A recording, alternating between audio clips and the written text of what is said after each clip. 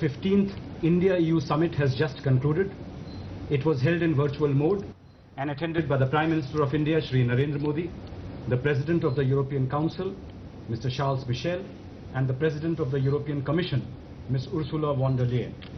Our External Affairs Minister, Dr. S. Jaishankar, our National Security Advisor, Shri Ajit Doval, and the EU High Representative for Foreign and Security Policy, Mr. Joseph Borrell, also attended the summit. Our relationship with the European Union is a very active one. It covers virtually all dimensions: political, economic, security, trade and investment, environment, research and innovation, and culture, underpinned by strong people-to-people ties. The EU is our largest trading partner for goods, with trade exceeding $100 billion. We also have a large services trade of approximately $40 billion. The EU is one of the largest investors in India, with cumulative investment of over $91 billion. The EU is also an important source for technology, innovation, and best practices. The summit was held in a very cordial atmosphere, marked by mutual respect and appreciation between the leaders, which has been a hallmark of past interactions between them. The discussions covered joint response to the pandemic, strengthening the India-EU strategic partnership and its various dimensions, as well as our convergences and our collaboration on the global arena, covering multilateralism, international organizations, and contemporary developments. In the context of the pandemic, both sides recognized the value of a joint, collaborative response at the global level. Prime Minister appreciated the European Union's Global Coronavirus Initiative for accelerating access to COVID-19 tools, vaccines, treatment, and diagnostics. Recognizing each other's strength and mutual synergies, such as our role in pharmaceuticals and research, the EU and India agreed to intensify cooperation in response to the coronavirus, including on accessibility and affordability of COVID-19 tools. Both President Michel and President von der Leyen greatly appreciated the timely assistance provided by India in terms of supply of medicines to EU countries. They sought India's active engagement in the initiative of universal and affordable vaccines for all. The leaders on both sides affirmed their strong interest and full commitment to develop the India-EU strategic partnership to new levels. They adopted the strategic partnership roadmap to 2025 as the new framework to upgrade the relationship in diverse fields: foreign policy, security, trade and investment, economic collaboration, cooperation on innovative and climate-friendly solutions, digital technologies, and connectivity. The joint statement adopted by the leaders, and which has already been put on the MEA's website, summarizes the conclusions of the summit meeting. An important outcome of the summit is the decision to establish a high-level dialogue at the level of the ministers to guide development of trade relations as well as trade and investment agreements in the context of the broad-based trade and investment agreement. The leaders recognized that post-COVID economic recovery priorities offer opportunities to unleash the full potential for their economic ties, including discussion on supply chain linkages between India and Europe. Prime Minister invited European companies for FDI in India, taking into account our efforts to improve ease of doing business, regulatory environment, and our aim to integrate India with global value supply chains. Our ongoing cooperation and intensifying it for modernization and sustainable development priorities were also discussed, covering investments, financing, technology, best practices, and capacities. India welcomed European participation in urban transport projects such as the metro projects in Pune and Bhopal, renewable energy covering several solar and wind power projects, smart city projects, and waste recycling. The EU conveyed its strong commitment to the climate-friendly future European Green Deal and its interest in collaborating more closely on such solutions. The EU appreciated India's initiatives of the International Solar Alliance and the Coalition of Disaster-Resilient Infrastructure, and both sides agreed to reinforce their cooperation on these initiatives. The leaders adopted a joint declaration on resource efficiency and circular economy.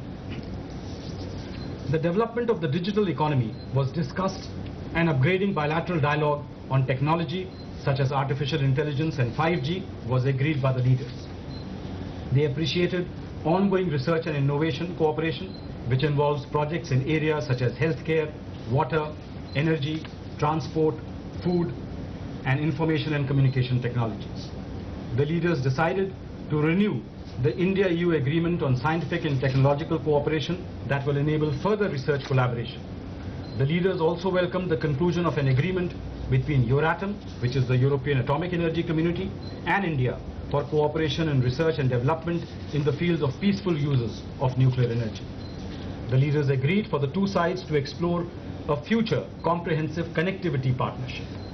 President von der Leyen proposed an India-EU joint working group on artificial intelligence, which was welcomed by Prime Minister Modi.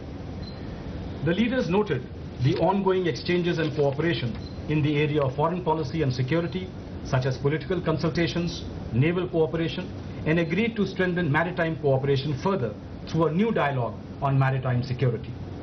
They underlined the need to preserve the stability and safety of the Indian Ocean. Combating terrorism, terrorist financing, countering radicalization and abuse of internet for these purposes was also discussed in great detail. The two sides will intensify their exchanges and cooperation in this area.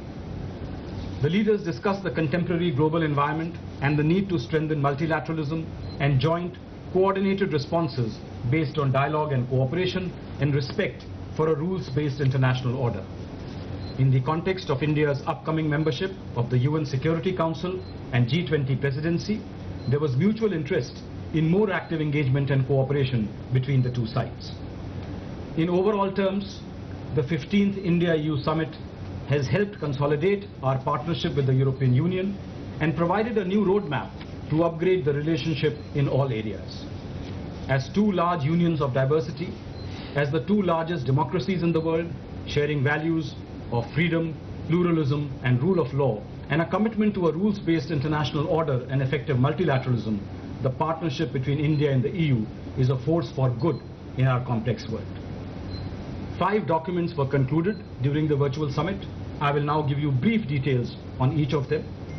First and foremost, the joint political statement, which summarizes the deliberations and convergences between the two sides on various dimensions of bilateral cooperation, global issues of common interest, and joint coronavirus response. Second, the India-EU Strategic Framework Roadmap to 2025, which summarizes the framework of our dialogue and cooperation, covering wide-ranging areas including foreign and security policy, trade and investment, modernization, sustainable development, research and innovation, education and exchange of scholars, migration and mobility, and global governance.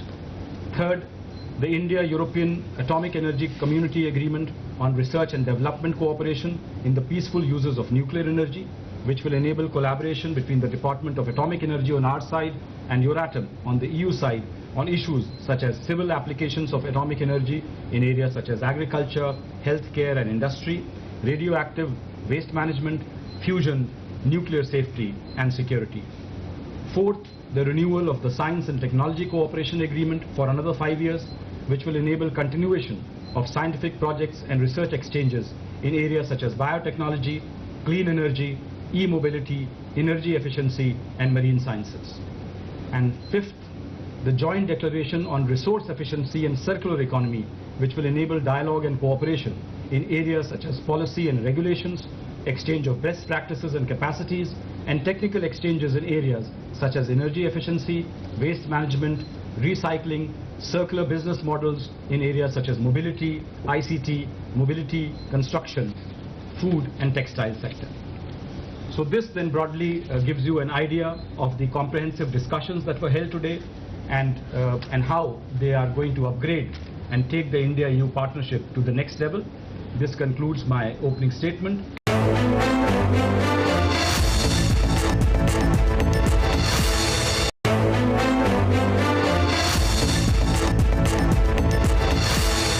Now, as you know, India and the EU have held negotiations on this broad-based trade and investment agreement for quite some time. But since 2013, those negotiations have not really taken place. So after the taking over by the new European Commission in December last year, our Commerce and Industry Minister and the EU Trade Commissioner have met and they have exchanged readiness to engage on the matter. The leaders discussed it at our summit today in the context of the post-COVID economic recovery priorities on both sides, interest in the diversification of supply chain linkages, strong emphasis on both sides for realizing the full potential for trade and investment ties between India and the EU, and addressing trade-related issues on both sides. Our Prime Minister emphasized the priority that we attach to attracting foreign direct investment and continued efforts of the Government of India to liberalize the regulatory environment as well as further improve the ease of doing business. He invited European businesses to utilize the opportunities in India and conveyed that Atmanirbhar Bharat is aimed at integrating domestic production in India to global supply chains. So during the 15th summit discussions today, one of the most important outcomes was the setting up of this high-level dialogue on trade and investment relations, which will discuss all trade and market issues as well as supply chain linkages. The two sides have expressed their commitment and agreed to work for a balanced, ambitious and mutually beneficial trade and investment agreements. The high-level dialogue, which will be held in the coming months, is expected to provide high-level guidance and directions to take these two agreements forward. Well, I would say that as part of the review of global and regional developments, our relations with China did come up. Prime Minister shared our views on the India-China relationship in general and the current situation in the border areas. So the next question is from Siddhant. He wants to know how much was cross-border terror an issue under discussion in this summit? Well, as you would see from the joint statement that considerable detail, both the leaders went into considerable detail in exchanging views on the shared challenge of terrorism, which is a problem faced by all countries. In this context, of course, Pakistan came up, both in the context of the activities that it has been continuing against India and other countries in the region, as well as in the context of global terrorism. Well, I would refer him to the joint statement and para 10 of the joint statement, which clearly says the leaders agreed to launch a dialogue on maritime security and consultations on security and defense and to enhance naval cooperation. They underlined the need to preserve safety and stability in the Indian Ocean. The EU side greatly appreciated the naval escort that has been provided by the Indian Navy to the World Food Programme and sought greater cooperation between the EU Atlanta and the Indian Navy. Yes, there was a glancing reference by President Charles Michel in the context of the EU having a much better understanding of these issues thanks to the discussions that were held during the visit of our External Affairs Minister to Brussels in February this year. And you would have seen the EU press conference in which they answered this, and they expressed their faith in Indian institutions in addressing these issues. The next question is from Natalie. I would like to ask how far the India-EU water partnership has progressed. Well, there also I would point you to the India-EU Strategic Partnership Roadmap to 2025, which has a pretty detailed exposition on the water partnership between India and the European Union. Both sides have agreed now to strengthen water-related matters through the Joint Working Group on Water and the India-EU Water Forum, as well as in the context of the India-EU Water Partnership. They will ensure continuous support for the IEWP in different priority areas, reflecting the need for combination of good governance and coordination, as well as appropriate strategies, technical approaches, research and innovation technologies. They will enhance the partnership between stakeholders on both sides to enable the sharing of standards, best practices in sectors such as water management. So obviously this was an important area of discussion between India and EU. There was no great detailed discussion on this particular aspect, but both sides did agree on the need to scale up the defense partnership between India and the EU. And as you know, top officials from the defense side had visited India in January this year, and some good discussions had been held at that time. There is no time frame set for the conclusion of the BTIA, but both sides have agreed that the two ministers who have now been mandated to take this discussion forward should meet as early as possible, hopefully in the next few months.